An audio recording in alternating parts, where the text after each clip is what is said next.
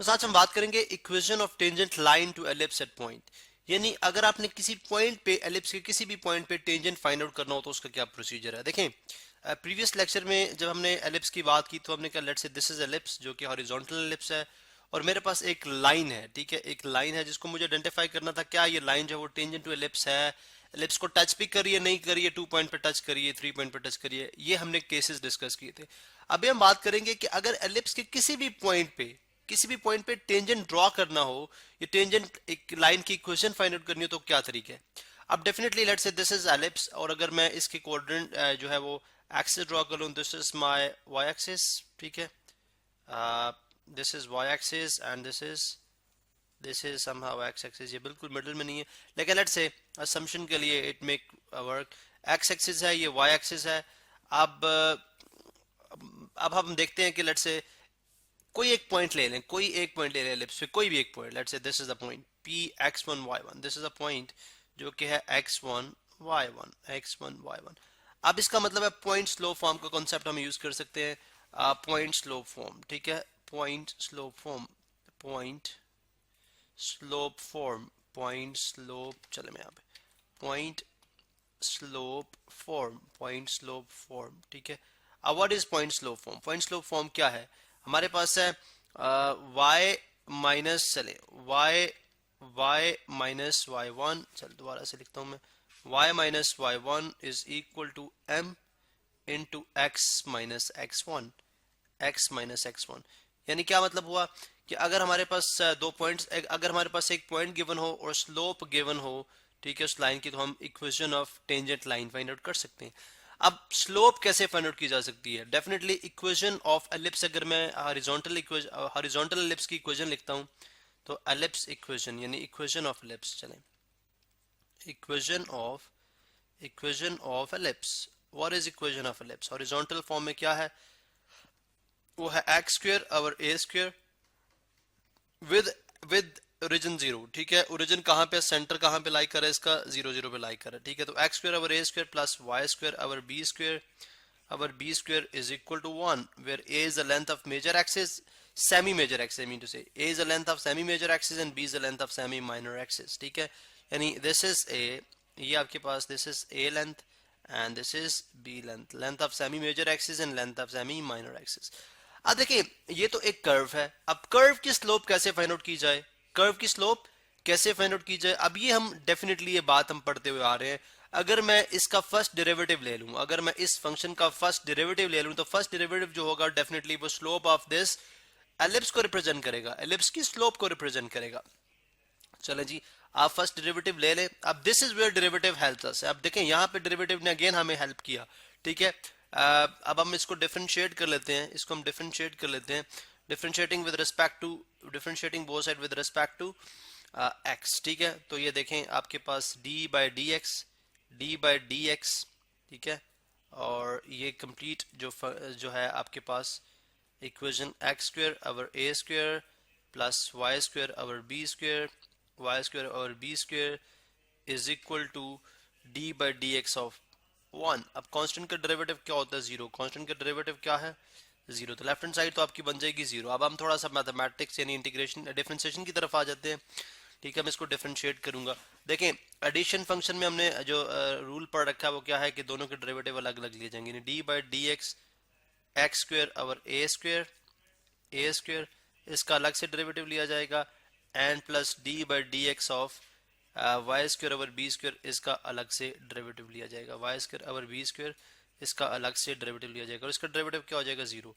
अब यहाँ पे अगेन हमने ये भी पढ़ रखा है कि ए स्क्वायर सिंस कांस्टेंट है तो 1 ओवर ए स्क्वायर कोफिशिएंट है, 1 over A square is coefficient, तो 1 ओवर ए स्क्वायर बाहर आ जाएगा। अब सिर्फ आप डेरिवेटिव लेंगे एक्स स्क्वायर का, ठीक है, डेरिवेटिव ले लेंगे एक्स स्क्वायर का और इसी तरह से यहाँ पे 1 ओवर बी स्क्वायर कोफिशिएंट है, ये बाहर आ जाएगा, ठीक है, और आप सिर्फ डेरिवेटिव ले लेंगे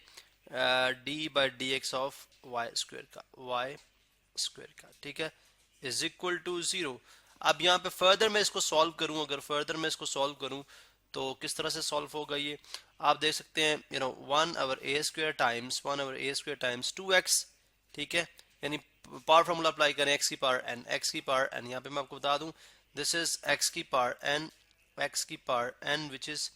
एन एक्स की power N minus one and then without power derivative लिया जाता है, ठीक है। अगर आप चेन रूल को सामने रखें या कंपोजिट फंक्शन को सामने रखें तो दिस इज हाउ हम पावर फार्मूला जो अप्लाई करते हैं, ठीक है। हम पावर फार्मूला इस तरह से अप्लाई करते हैं। अब इसी फार्मूला को माइंड में रखते हुए अगर आप मैं इसको एक्सपैंड करूं तो मेरे पास बन जाएगा एन एक्स की power N minus one two minus one and then without power D X by D X D X, ठीक है, प्लस 1/a² है, सॉरी, प्लस 1/b², और इसी तरह से पहले एन एक्स की पावर यानी y की power n minus one, I mean 2 minus one, ठीक है, and then without power dy by D X, ठीक है, इज इक्वल टू 0। अब यहाँ पे देखें अगर मैं यहाँ पे इसको सॉल्व करूँ तो dx by D X is of course 1, ठीक है, तो ये बन जाएगा 2x, 2 माइनस 1 इज 1, तो 2x/a², ठीक है, plus 2y/b² dy by D x. तो मुझे तो dy बाई डी एक्स चाहिए, dy बाई डी एक्स चाहिए, ठीक है। अब इसी तरह से अगर मैं इसको राइट साइड पे ले जाऊं, ठीक है, this goes at the right side of the equation, it becomes 2x/a² is equal to minus 2y by b² dy by dx। अगर मैं बोथ साइड्स को डिवाइड कर दूं -2 के साथ, ठीक है, -2 से इधर भी डिवाइड कर दूं, -2 से इधर भी डिवाइड कर दूं, ठीक है। मैं नेगेटिव इसलिए कर रहा हूं कि मुझे dy बाई डी एक्स इस साइड को मैं पॉजिटिव बनाना चाह रहा हूं। तो आप देख सकते हैं कि 2 जो है वो 2 से कैंसिल आउट हो जाएगा, -2 से कैंसिल आउट हो जाएगा, it becomes dy by D X is equal to बन जाएगा मेरे पास, देखें ये y ये बन गया x/, यानी माइनस, ये नेगेटिव ऊपर माइनस x/a² टाइम्स, अभी जो y यहाँ पे मल्टीप्लाई हो रहा है इधर आके डिवाइड हो जाएगा, और b² जो डिवाइड हो रहा है इधर आके मल्टीप्लाई हो जाएगा, b² तो माइनस b², इसका मतलब अगर मैं dy बाई डी एक्स को लिखूं जनरल यानी किसी भी पॉइंट पे अगर आपने फाइंड आउट करनी है स्लोप, तो dy बाई डी एक्स इसकी कुल आ जाएगी minus b²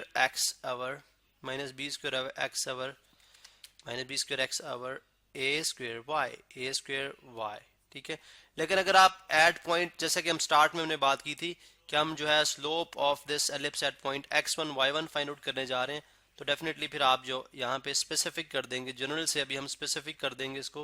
and it becomes, यहाँ पे देखें एट कहाँ पे x1 y1, ठीक है, तो यहाँ पे आप देख लें फिर ये भी x1 हो जाएगा, ये y1 हो जाएगा, ये इस पर्टिकुलर पॉइंट के ऊपर स्लोप हो जाएगी, this is equal to m, which is given slope, जो कि क्या है, स्लोप है। अब आप देखें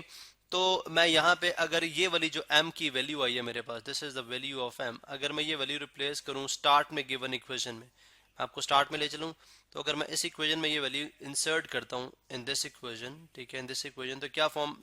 बन जाएगी, मैं यहाँ से इसको कॉपी कर लेता हूँ, तो मेरे पास ये क्या फॉर्म बन जाएगी, आप देख सकते हैं यहाँ पे, मैं इसको यहाँ से कॉपी कर रहा हूँ, ठीक है। अब inserting value of by putting m give in equation 1, let's say this is in equation 1, तो बन जाएगा y minus y1 is equal to m क्या है, minus b² x1 over a² y1 times x minus x1, इसको हम मजीद simplify करेंगे जब, तो ये मेरे पास कुछ इस तरह से इसकी शेप बनती आ रही है, y माइनस y1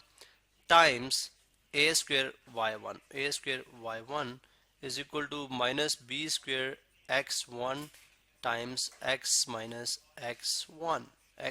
x1, ठीक है। अब यहाँ से देखें अगर आप तो ये आप सबसे पहले यहाँ पे यूं देख सकते हैं आपके y देखें y इंटू y1, ठीक है, जस्ट आप y1 को मल्टीप्लाई करें दोनों साइड, यानी एक दफा इसके साथ एंड एक दफा इसके साथ, y into y1 minus y1 square, ठीक है, times a²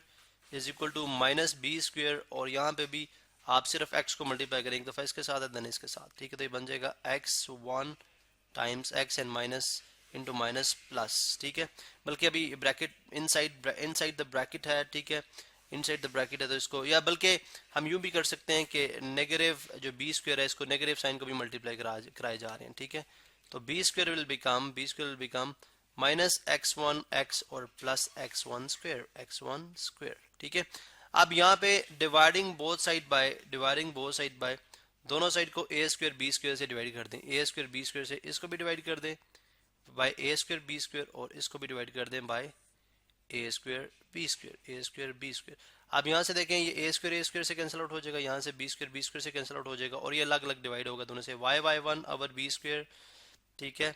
minus y1 square over B square is equal to minus x1 x over A square और plus x1 square over B square over A square, ठीक है। अब यहाँ पे rearrange करूं मैं, अगर इसको रीअरेंज करूं तो आप ये देख सकते हैं कि दिस जो है x नेगेटिव है, ये इधर आके पॉजिटिव हो जाएगा, x1 x over A square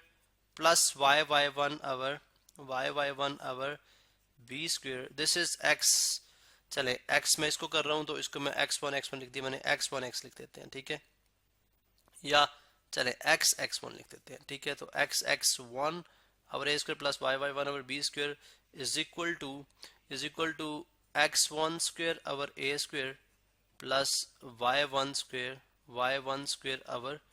B square. And what is this equal to, किसी भी एलिप्स पे किसी भी पॉइंट के ऊपर आप जो है वो वैल्यू इंसर्ट करें x1 और y1 की और आप उसको सॉल्व करें, डेफिनेटली यू गेट 1। आपको क्या मिलता है, यू गेट 1। इसका मतलब है this will be equal to 1, ये 1 के इक्वल हो जाएगा, तो इसका मतलब आ जाएगी x1 over A square plus y1 over B square is equal to 1। This is the equation of